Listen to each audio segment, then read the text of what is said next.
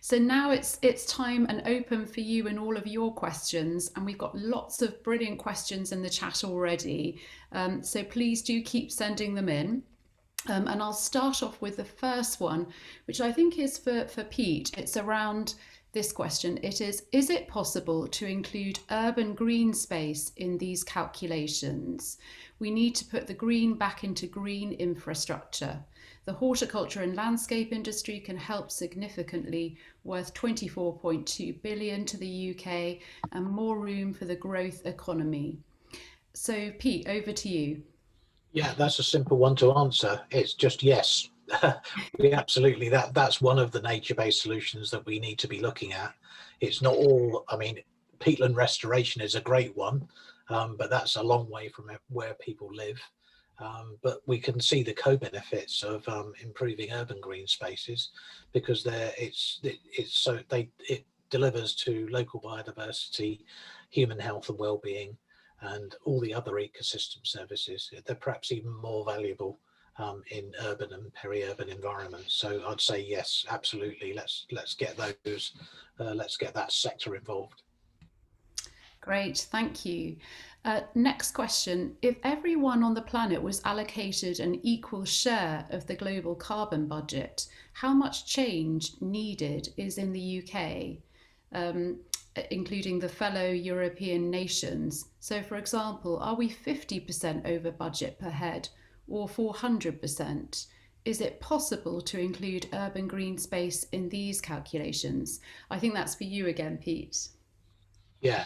So the current per capita footprint in the UK or in Europe is about just over 6 tons of CO2 equivalents per year. That's what we emit, and what we need everybody on the planet. If we were to divide it all equitably, we need everybody to be at about 2 tons.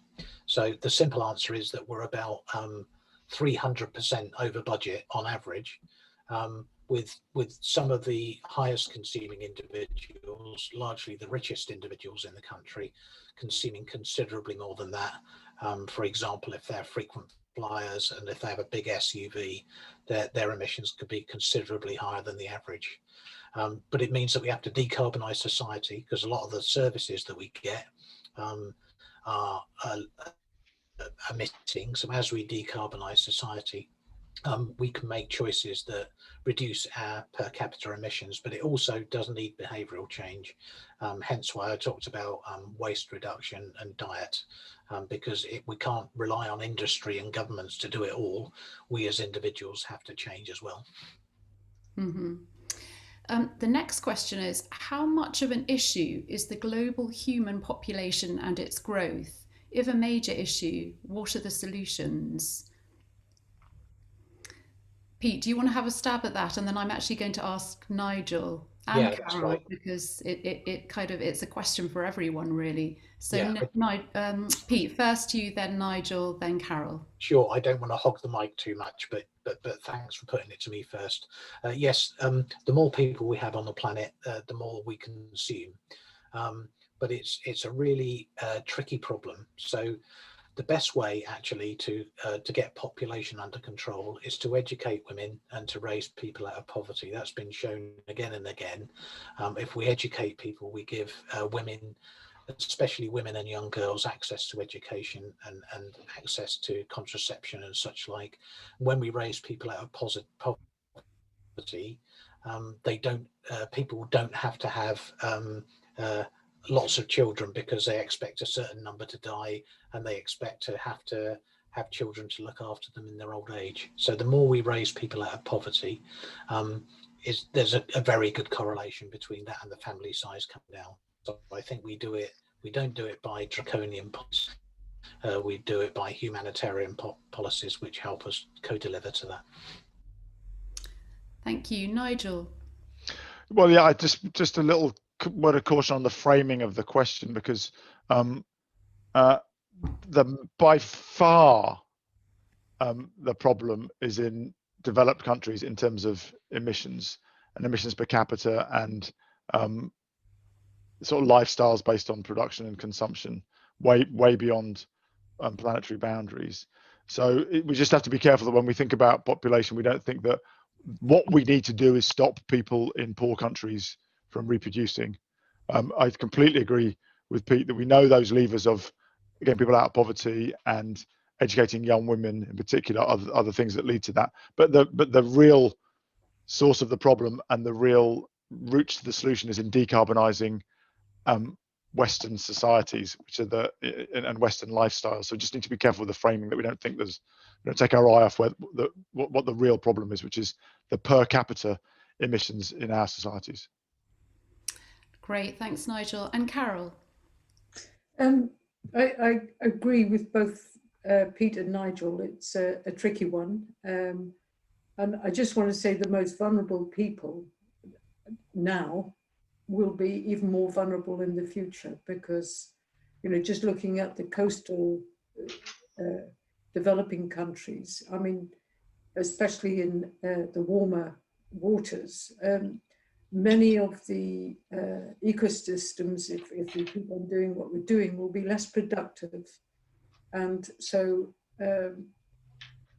like any other animal on the planet, we can either migrate, die, or adapt. Now, I'm all for adaptation, and that's why we really need that balance of funding that Nigel was talking about, from the north to the south, because without that, it's going to be not a good place to live, whether you're in the north or the south. Yeah, thank you.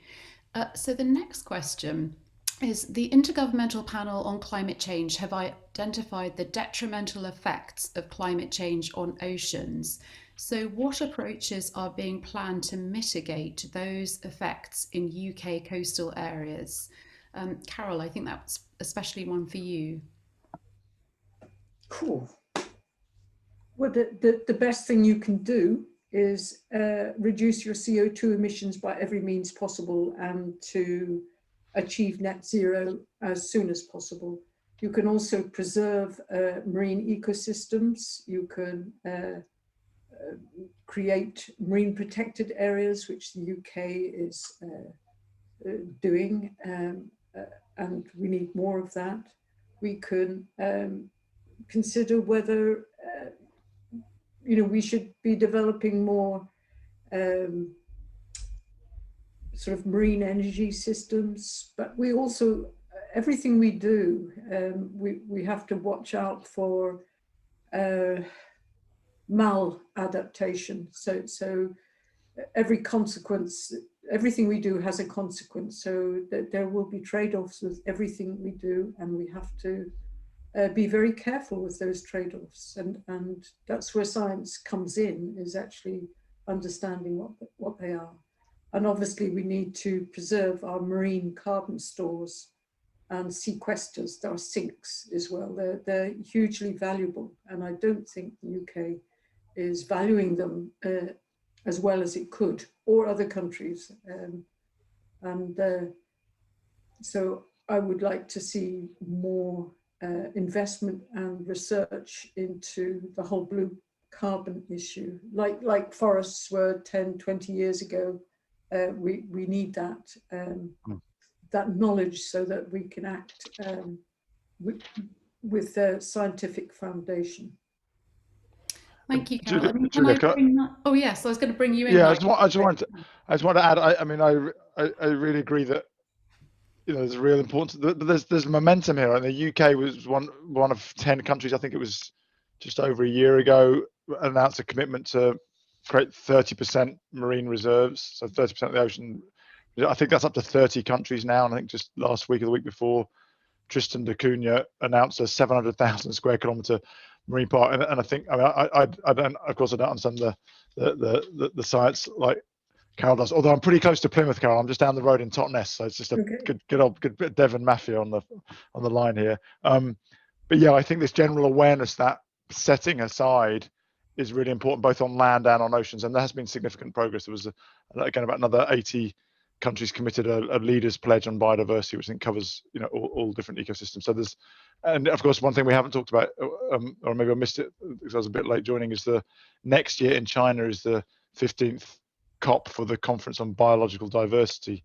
So there's a real sense that next year is a really important year for climate and nature, which of course are all interconnected anyway, and hoping that being held in China, which has pioneered this idea of the ecological civilization, might give some additional momentum to action on preserving marine and terrestrial ecosystems. And if I could just add to that, Julia, is you asked about coastal zones, but of course the majority of the ocean is not owned by anyone. It's called area beyond natural jurisdiction. So, and we need to manage that far better. You know, it's being plundered by illegal fishing, and we need to. I know there's been a UN meeting. The UN Law of the Sea is trying to get governments to join up and agree a method of managing this huge area, so that everyone treats it with respect and its resources are used appropriately and fairly with equity around the world. And that's not just fishing, it's genetic material, it's mining, etc., etc. And until there's a governance method agreed, then that area will continue to be plundered. And the huge diversity, not only in the surface of the ocean, but in the deep ocean too, which is far more sensitive to disruptions, will not be cared for. And we need to care for the ocean. Absolutely. Carol, we've got another question for you. How much land by area do you think has already been lost through the 30 centimetre rise in sea level? And if it was 80 centimetres, what would that be? And can coral grow in other locations other than the warm seas, maybe cooler seas? I haven't done that calculation. I'm very sorry, but I'm sure there's a geographer somewhere that's done that, or a modeler. With regard coral growth, they do like a temperature range, and at the moment with the marine heat waves and the ocean warming, like around the Great Barrier Reef, we hear of that one. That's a good example. Then either they'll have to move or die or change form. And there are some fantastic experiments that have been done of Papua New Guinea, where there's a coral reef that is over a CO2 vent, because corals are also very, very sensitive to CO2. And there's CO2 venting up from the sediments. And the closer you get to the vent, the biodiversity decreases, the structure, the complexity decreases, and therefore the habitats decrease. And the fleshy algae grow very well. So coral reefs will just essentially become overgrown with algae or bleached white. Now, they're being pushed, if they can, migrate towards the poles, follow their temperature band towards the poles as the oceans warm, but they'd have to have the right substrate to grow on. So there may well be areas where they will be able to grow, but at the same time, the polar water is becoming more acidic than the tropical water. So in a sense, acidification is moving out of the poles further south. So there will be this band where things like calcifiers may well be able to grow. And I have to say, this is happening at a speed that hasn't been, well, 10 times faster today than was seen at 55, 60 million years ago when the dinosaurs died out. So the speed of change is just so remarkable. And it would, when that happened, when there's been mass extinctions, when coral reefs have been affected, it's taken 1 to 2 million years for them to re-evolve, essentially. Mm-hmm. But there are people, you know, trying to genetically manipulate corals and produce coral nurseries and things, so in order to preserve them genetically. And consider transplanting them to another place, but that's hugely expensive, as you can imagine. Absolutely. Thank you, Carol. The next question is for Nigel. Can we see a time when environmental tariffs on food, clothing, travel markedly influence price and consumer behaviours? Are environmental tariffs essential to move the dial, and can the UK lead, such as a G7 leader initiative? Yeah, good question. It depends a lot on the sector. If you think, I mean, people often talk about a marginal abatement cost curve, which looks at what would the cost be of reducing a ton of carbon in different ways in different sectors. And there's quite a few sectors where it already makes economic sense to reduce the carbon, even without factoring in the social cost or the externality, as economists call it. But humans aren't always rational, which is one of the rather serious flaws in a lot of economic thinking. So there you need to change standards, right? Mm-hmm. You can't. So a good example would be cars, because if you put a $50 a ton price on carbon, it adds about $100 a year to the cost of running a mid-sized family car. That makes zero difference to people's purchasing decisions. People are still buying SUVs. People still buy cars that are not very efficient. That's why in the EU they've gone down the standards route, that the next, I think it's 35% reduction from next year to 2030. That's already driving a massive increase in electric vehicles. We've seen a trebling in the sales of electric vehicles in the last 12 months as that's kicked in, or an outright ban in the UK. So some areas you need. Other areas, then tariffs of one form or another, like carbon pricing, work. And a good poster child for that would be putting a price on carbon for electric power generation. That tilts the market away from coal towards gas.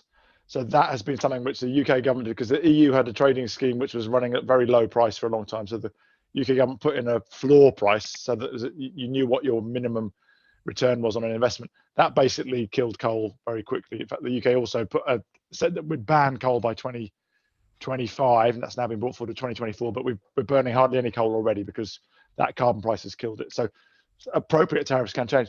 There are other areas where the price would have to be so high that it's politically probably impossible to do it. And that's where you need policies like feed-in tariffs or early investment in early stage technology. In terms of consumer behavior,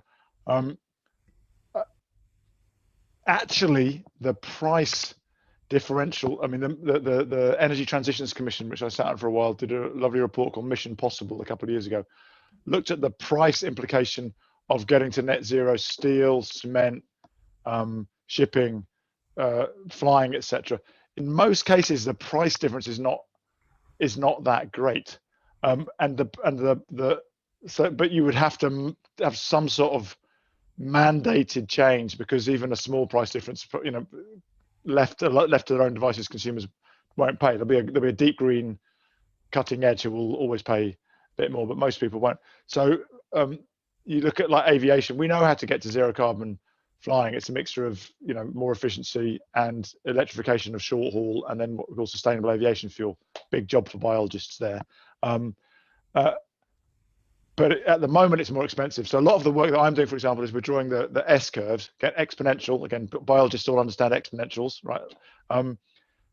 Actually industrial transformations always happen exponentially. They take a long time to get going. People say, oh, it was 0.1% last year and it's only 0.2% this year, forgetting that that's a doubling. And then they say, oh, it's only 0.4% this year, it was 0.2% last year. And a few years later, they're saying it's only 4%, it was 2%. And then suddenly, oh, it's 8%. Oh, it's 16%. Oh my God, it's 32%. Oh shit, it's all happened. It's changed. So that exponential does kick in. And so, for example, on sustainable aviation fuel, 0.01% of aviation fuel right now is sustainably produced. The rest of it is just kerosene, but produced via refining oil. So we're now working on a pathway to get to 2% by 2025. 2% doesn't sound like much, but that's 200 times the level now and get to 10 or 15% by 2030 and then 90% by 2040, or I think we could get to 100% by 2040, because once those exponentials kick in, the costs start coming down. And that's another, similarly on hydrogen. So I think one of the triggers could be if you got a lot of people to say they would pay more, but it does need to be mandated at some point. Otherwise people won't change it on their own. So they need maybe a nudge, but you need to mandate it. But the actual policies that will work differ from sector by sector, so you have to be smart. Great, thanks Nigel. Next question is, what are some promising carbon capture technologies, and to what extent could these help to reduce climate change? Probably all of you might like to say a bit about carbon capture. I mean, obviously there's direct air capture and carbon capture usage and storage.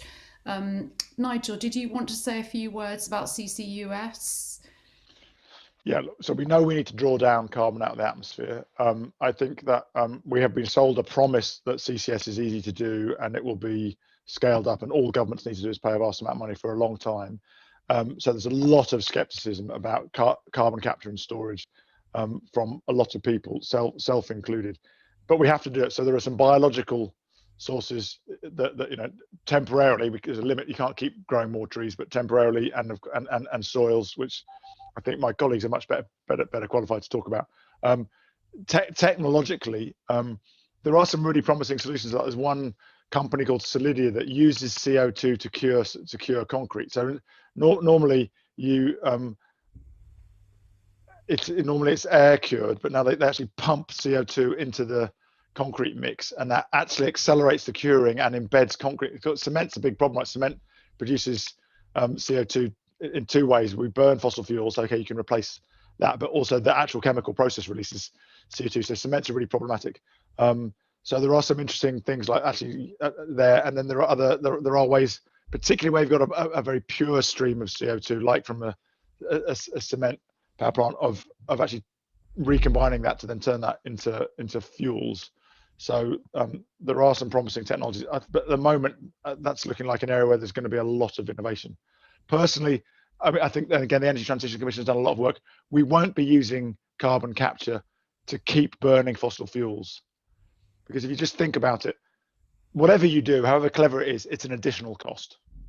So you take a technology which is increasingly uncompetitive. It's now cheaper to produce energy renewably in 3/4 of the world than it is by burning fossil fuels, even from existing plants, let alone building new ones. That's only going in one direction. So we won't be using carbon capture to keep burning gas, coal, and oil, but we may need it for things like cement production and some other processes which produce CO2, which otherwise we wouldn't be able to mitigate.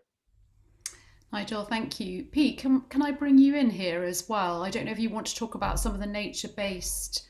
Yeah, sure. So I've already spoken about the nature-based solutions, which just lock up the carbon for maybe years or decades. So it's not a long-term solution. But there is another one in the land sector, bioenergy with carbon capture and storage. That's where you grow plants, you capture the CO2 in the plant, you then burn the plant. For example, it could be wood or an energy crop. You burn it and create energy from burning it, and then you capture the carbon dioxide and put that underground in geological storage. That's been quite controversial because you would require very large areas of the planet, like twice the size of India, if you wanted to draw down gigaton rates. So that's been quite controversial. The other one that's received a bit less attention is enhanced weathering. So that's where you take rocks that normally absorb CO2 over geological time, things like basalt and silicate rocks. Normally over geological time, they're gradually exposed to the surface. They absorb CO2 as they weather, so that they remove CO2 from the atmosphere.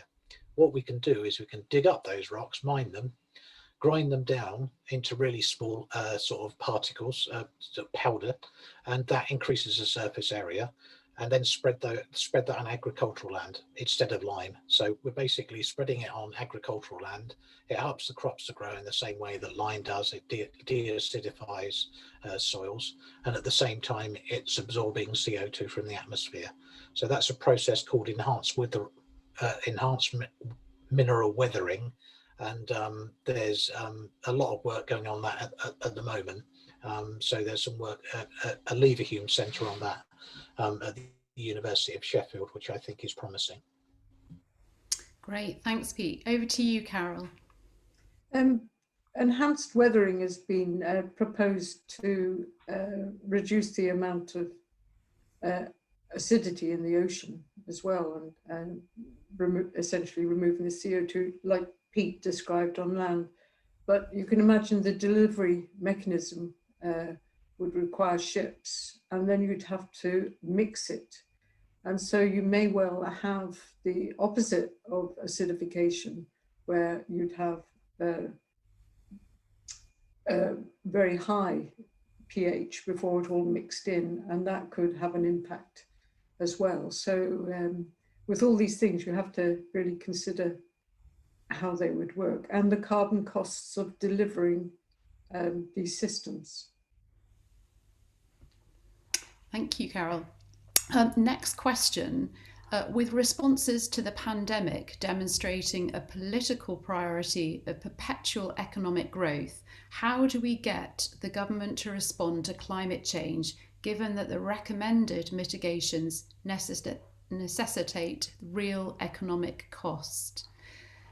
And perhaps, Nigel, you might like to say a few words first. Well, I mean, the economics is actually pretty straightforward. The cost of inaction is way greater than the cost of action. That I mean, you know, you don't have to spend long reading to discover that. So that, you know, it's a stern review, and that's only got stronger. I think more of an issue, you know, for example, if you look at the work of the Climate Change Committee, bringing one of the things which persuaded the government, I'm sure, to bring forward the phase out of combustion engines is that macroeconomically that's better for the UK than waiting till 2035, because it just, you know, because I mean, then to say nothing of the sort of energy dependence arguments, which are very big for a lot of countries, which might have reduce other costs, and again, you know, that's because there's so many of these externalities. You know, health costs. 7 million people die prematurely every year from pulmonary diseases, which are caused by the same things which cause climate change: cars and coal. So the macroeconomic, there's no, the real issue now is the COVID recovery and what shape that takes. Again, the good news there is we know that every $1 million invested in economic recovery, in the green recovery, creates 3 times as many jobs as going back to the brown economy. So it's not just the economy, it's employment that we need, right? So that's why you see many countries particularly doing a big push on retrofitting buildings. So because that's a hard thing to reduce emissions from, but it's because it's very labor intensive. So in this sense, COVID is encouraging governments to go faster than they might have done otherwise, because they're having to find a way to create jobs and go in the right direction. They don't want to create past jobs that are going to die out. They want to create future jobs. The flip side of that, though, is because of course it depends on government's sort of fiscal bandwidth. Like, how much can a government afford to spend, or how much power does a government have to print money, which is much greater in developed countries than in developing countries. So I think one of the big things that will be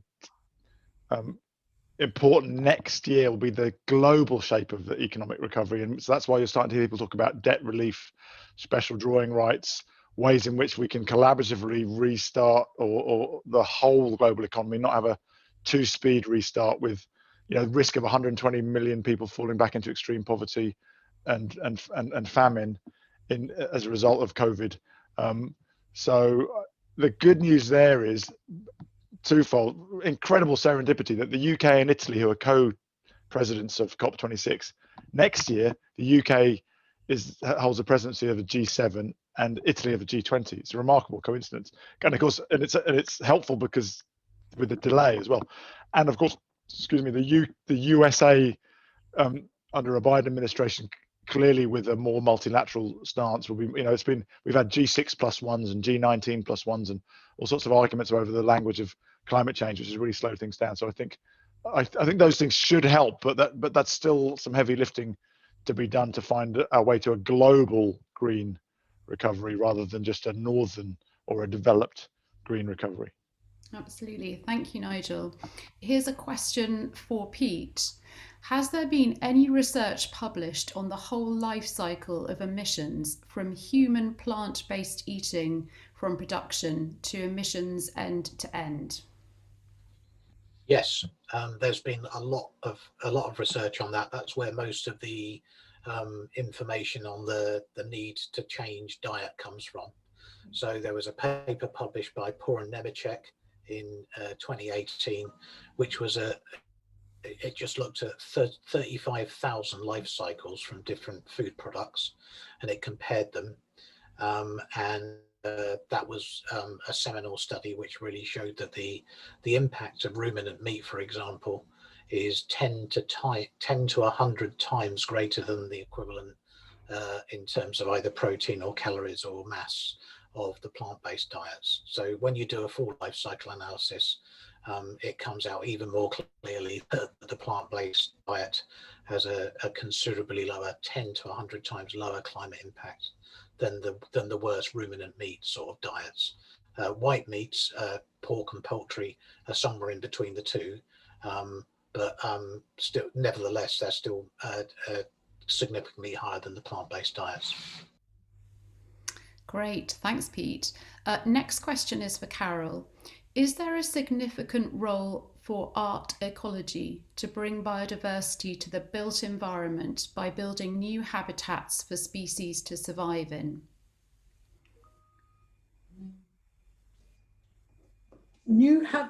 Bringing art and ecology. Well, I haven't come across this word before. It's written as art ecology, all one word. And I'll add a bit more. This person says, Dr. Turley seemed to touch on this in her presentation relating to additional sea-based wind farm technology. Would these help to protect the marine environment? Well, if we're talking about art and ecology, there is a fantastic sculptor, and he does figures, wonderful concrete figures, and then he puts them in the marine environment, and they end up forming these amazing artificial reefs, and which are a great tourist attraction for the areas he put them. He had them in the Thames as well for a while, and and people could snorkel and dive around them and so on. So it's. I think art is a tremendous way of putting over science to people in many different ways. And music, we're human. We respond to all our different sciences and humanities. Poetry as well. So any artists and poets out there, please do. And I believe the COP26, they are looking to bring art into demonstrating climate change in some very clever ways. Nigel, could I bring you in here? Is that something that you're aware that's happening at the COP26, or perhaps at the Youth COP that Italy is leading? I think there'll be quite an emphasis on culture. Actually, one thing that I'm particularly interested in, and we're just launching as the Climate Champions, is the Climate Imagination project, which will be probably launch it in early in the new year. I mean, actually, one of our observations is that we're not trained to think about the future very well, and particularly people whose job is to think about the future are not trained to think about the future very well. So, in schools of government or in schools of business, people aren't trained to think about the future and to make decisions under uncertainty, which is what you always have when you're thinking about the future. And in fact, one of the disciplines which is best at thinking about the future is a certain type of science fiction, which people tend to call now speculative fiction, where people actually use the power of imagination in a rigorous way to think about how societies might develop. So we'll be launching that in partnership with Arizona State University, who have a very good program on that, and looking for some authors from the four corners of the world, and also running a competition and then publishing something. And what we found is when you have those kind of authors who are very, very thoughtful, I mean, they're kind of combinations of, they're sort of poets, anthropologists, economists, sociologists, all mashed up in and scientists as well. I mean, yeah, because if to write plausible, I'm not talking about the kind of fantasy science fiction. I'm talking about very rigorously written and often relatively short term. So they're not talking about 400 years in the future, the next 50 or 100 years. If you get them on a panel with business leaders and policy makers, it's very interesting. It changes the conversation because they're deep thinkers, but they're also creative, and we need that. So I fully agree with Carol that we need that creativity, but we need rigorous. I mean, we need fantasy, of course, as well, but I think we need a rigorous application of imagination. I think we somehow we belittle imagination as though it's not a sort of productive or useful ability, because and so we talk about that the arts or the humanities as though they're not, but we really lack the rigorous application of imagination in policy making and in business leadership circles, and we suffer the consequences of it, right? You could say that everything that we're seeing now in terms of climate catastrophe, ecological collapse, obscene levels of inequality around the world is a result of a failure of imagination. Mm-hmm. Another question for you, Nigel, if I may. Are we currently too reliant on market forces, for example, on carbon trading schemes for reducing carbon emissions? Are we taking enough action to encourage individuals to reduce consumption, especially in the developed world?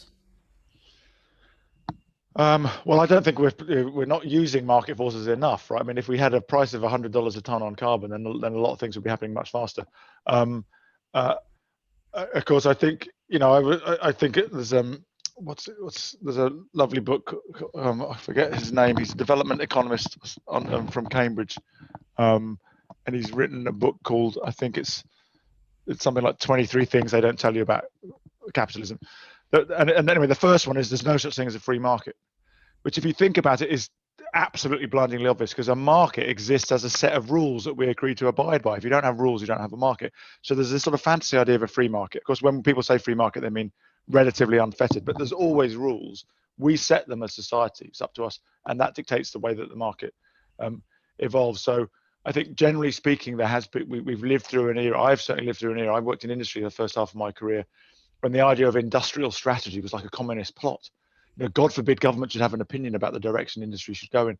So I think we've seen a change of that. We now have in the UK a department of business, energy and industrial strategy. So that shows you how much the idea has been rehabilitated. So I think we need to harness the power of markets, but we need to harness them, right? So they need to be directed like a horse needs to be harnessed if you want to actually get control of it. So I don't think we should expect individuals to deliver this. That's unfair. I think we can nudge, as some of the previous comments have said. I mean, for example, you see a lot of schools now having meat-free Fridays. I think within a few years we'll have schools having meat Fridays, so they'll go from 20% meat-free to 80% meat-free. So we can nudge it like that to help behavioural change. But ultimately, markets will deliver in response to policy signals. So car companies will tell you forever that they can't decarbonize by 2030, but when the government says you will decarbonize by 2030, they'll. So I'll give you an example. I ran a factory making brake linings for trucks in the 90s, and we still used asbestos because it's it's like a miracle material. It's cheap, it has structural integrity, it's fireproof, and it's produced by nature. So all the product engineers thought there's no way we could make brake linings for trucks without asbestos. As soon as it was banned, they were forced to be innovative, and they came up with better products, cheaper products, safer products. So I think we need to back our scientists and engineers' ability to innovate much more than we often do. But what people really need is long-term signals, like we're going to get to zero by 2050, and then solid intermediate points, like I said, on sustainable aviation fuel. If everybody knows every plane's got to have 10% sustainable aviation fuel by 2030, then you'll see the innovation flow from science, from engineering, and from investors. Mm-hmm. Thank you, Nigel. Well, really sadly, we are out of time, but what I'd like to do is to give a final word to each of our speakers. Before that, I'm just going to say a huge thank you to all of you for sending in absolutely fantastic questions, and also to the organisers at the Royal Society of Biology, who've been really fantastic in organising this event. So really over to you. I'm going to ask Pete first. And the question I'm going to ask you is, given that this event is all about biosciences, so when it comes to these nature-based solutions and the role of biosciences, what do you feel is the one quick win that all relevant sectors could action now, which would make the biggest difference in terms of reducing global carbon emissions? Pete? The biggest one we can do is protect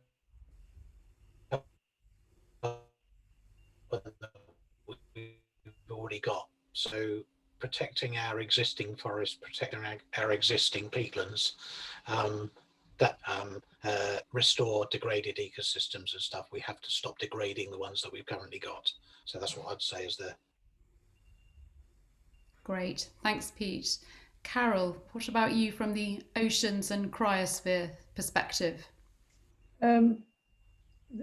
The same, reduce our CO2 emissions and other greenhouse gas emissions, preserve our carbon stocks that we have locked up in nature, and reduce other stresses that we're imposing, through pollution, be it plastic or nutrients or land runoff, whatever, and overfishing. Let consider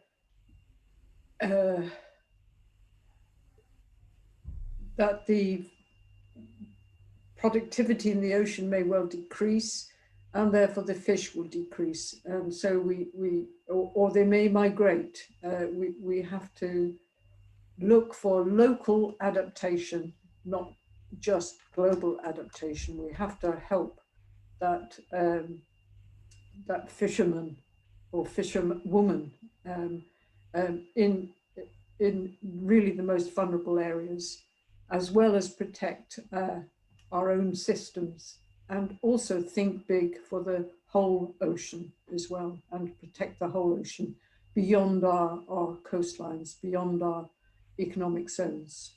So lots to do. Lots to do. Thank you, Carol. And now the final word to Nigel. Well, I think in terms of the role of the bioscience, I think there's I think of two. There's one about ways of thinking, which I think come naturally to people in the biological sciences, less so than some other areas.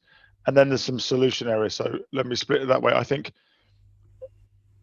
a lot of the biological sciences are naturally systems sciences. You think, whether you think of ecology, ecology, or if within the endocrinology and immunology and metabolism, they're all full of feedback loops and lots of interacting agents. So I think the way of thinking that biological scientists take for granted is really important.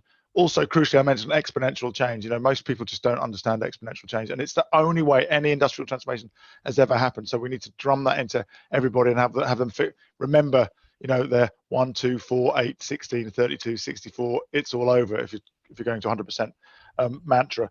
So there's ways of thinking that come. I think then there's some real solution areas. Certainly fuels. There's some really interesting work on hydrogen and enzyme methods to produce hydrogen, which may be cheaper than electrolysis. There's a lot of innovation on food, particularly moving away from meat-based proteins to either lab or vegetable-based proteins. There's some really interesting innovation there.